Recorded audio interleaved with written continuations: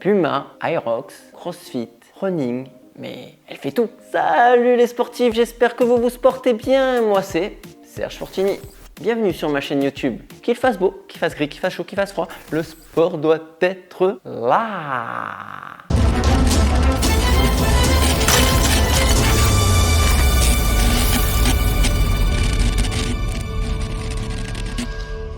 Aujourd'hui, on voit la Puma Liberate Nitro 2. Vous allez me dire, encore Nitro? Et oui, Nitro Puma, mais Nitro partout. Pourquoi? C'est tout simplement leur mousse sur la semaine intermédiaire. Donc voilà, j'attaque direct. Technicité. Oui, on est sur de la mousse Nitro 2. Et c'est de la bombe, cette mousse. Vous l'avez déjà vu dans cette vidéo.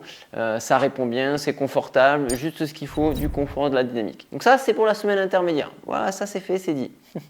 Si tu apprécies ce test, n'oublie pas de mettre un pouce bleu, d'activer les notifications et de t'abonner à la chaîne. Merci les sportifs. Je continue. Donc cette chaussure, tu as vu dans le titre, c'est peut-être ça qui t'a fait cliquer. Est-ce que c'est l'idéal pour l'Aerox? Alors pourquoi j'ai parlé de l'Aerox immédiatement? Parce que c'est une chaussure qui a un drop de 10 mm, 28 à l'arrière, 20 à l'avant. Elle est relativement basse et proche du sol. Dans le ressenti, encore plus. Là, on est sur un peu la minimaliste de chez Puma. Moi, j'ai beaucoup apprécié. Cette vidéo n'est pas sponsorisée. Je l'ai reçue, oui, de la part de chez Puma. Merci à eux. Qui me permet donc de tester toute la gamme, quasiment maintenant. Et c'est super intéressant parce que je peux faire un rapprochement avec les uns et les autres. Là, entre autres, j'ai l'impression d'avoir l'élite, mais en version old school. Et c'est super intéressant. Je l'ai reçue en 42,5. La chaussure est super légère. Elle fait 195 grammes. Elle est très proche du pied, très proche du sol. Ça va sans rappeler le CrossFit. Et forcément, l'Aerox. Parce que dans l'Aerox, tu peux pas te permettre de mettre une chaussure de CrossFit. Ça bastonne beaucoup trop. L'Aerox, je ferai une vidéo complète.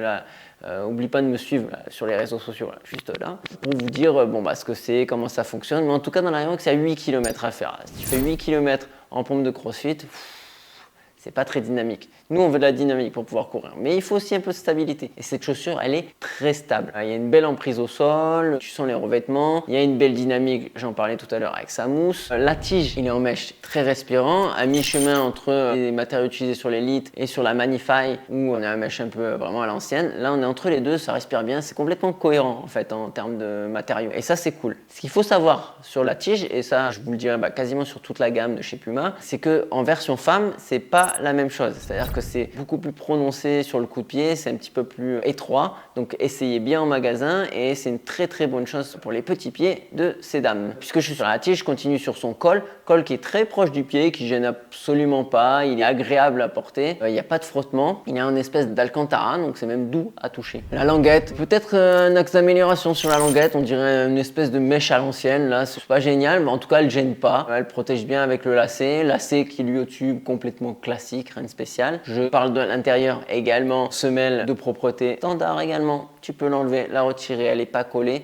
et tu peux mettre ta semelle orthopédique ou ta semelle personnelle. Je repasse à l'extérieur. Son grip, c'est le Puma Grip, le fameux grip de chez Puma. Il est très bien, il grippe super bien que ce soit en intérieur extérieur. Évidemment avec celle-ci, je ne me suis pas amusé à aller faire du trail avec, évidemment. J'ai couru, j'ai fait de l'aérobic, j'ai fait du crossfit, j'ai fait un peu de piste, donc j'ai un peu navigué avec un petit peu tout. Et j'ai beaucoup apprécié, j'ai bien accroché.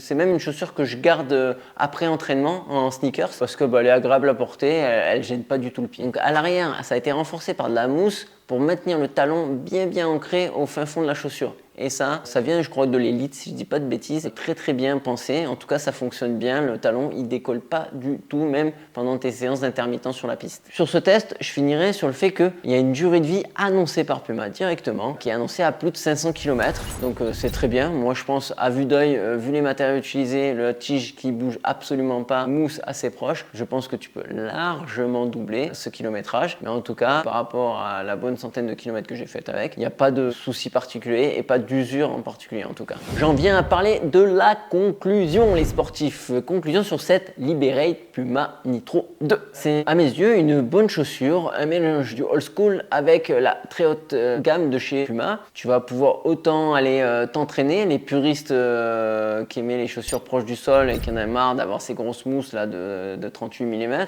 vont être ravis. Tu peux aller l'amener en compétition sur du format court, 5-10 km, voire 20 maximum, on va pas aller plus loin que ça. Tu vas, le sujet très intéressant, pouvoir l'amener en Aerox. Tu vas pouvoir faire également du crossfit. Si tu es plus runner que crossfitter, c'est-à-dire Je pense à ceux qui font simplement du crossfit, du cross-training une fois par semaine, histoire de faire leur renfort. Donc voilà, on va parler de renforcement musculaire, de musculation. Elle est très bien puisqu'elle va être du coup polyvalente et stable pour faire par exemple du squat. Côté OCR, et oui, les sportifs, j'ai toutes les casquettes. Côté OCR, elle va être très bien pour tout ce qui est stadion. Et oui, pour le stadion, ça va être bien parce qu'elle est solide, la tige, elle protège un peu et puis elle est solide. Donc tu vas pouvoir monter à la corde, faire du ramping, etc. sans qu'elle bouge de trop et garder la dynamique pour le run. Donc très bien pour les stadions. Et je l'ai dit tout à l'heure également, en sneakers, hein, tout simplement, comme pas mal de chaussures, mais là, il n'y a pas de plaque ou d'artifice, donc elle ne te gêne pas dans le quotidien ni dans ta façon de marcher, donc tu peux marcher avec. Finalement, le seul terrain où elle va pouvoir s'aventurer, ça va être le trail ou la montagne. Évidemment, il n'y a pas les crampons et elle n'est pas cramponnée pour ça. Si tu as d'autres questions ou d'autres doutes, si tu veux savoir autre chose, n'hésite pas à le mettre en commentaire, je me ferai un plaisir d'y répondre. Et en attendant, je te dis bonbon et saucisson, portez-vous bien surtout. Machina.